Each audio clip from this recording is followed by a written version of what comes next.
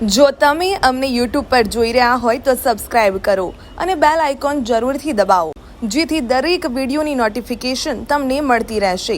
આ સાથે સમાચારના સતત અપડેટ માટે સોશિયલ મીડિયામાં અમારા ફેસબુક, ઇન્સ્ટાગ્રામ, એક્સ અને ડેલી હન્ટ પેજને ફોલો કરો અને અમારી સાથે જોડાઓ।